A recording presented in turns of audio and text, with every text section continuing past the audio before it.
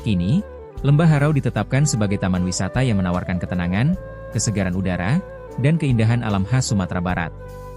Di dalam kawasan ini terdapat 6 air terjun alami yang memukau, masing-masing memiliki karakter dan ketinggian yang berbeda. Salah satu air terjun favorit adalah Sarasah Jambu, yang mengalir deras di antara tebing-tebing tinggi yang tampak megah. Air terjun Akar Berayun juga menjadi daya tarik karena alirannya yang tinggi dan pemandangannya yang begitu indah terutama saat musim hujan. Jangan lewatkan Sarasah Bunta yang terlihat sangat cantik ketika cahaya matahari menyinari alirannya sehingga membentuk untayan menawan. Selain menikmati air terjun, pengunjung dapat mencoba aktivitas panjat tebing dengan lebih dari 300 jalur yang menantang. Kegiatan panjat tebing di Lembah Harau dinilai sangat menarik karena kualitas tebing granitnya yang kokoh dan cocok untuk berbagai tingkat kemampuan. Jika tidak ingin memanjat tebing, pengunjung dapat mencoba trekking singkat sekitar 1 hingga 1,5 jam sambil menikmati pemandangan alami. Kawasan ini merupakan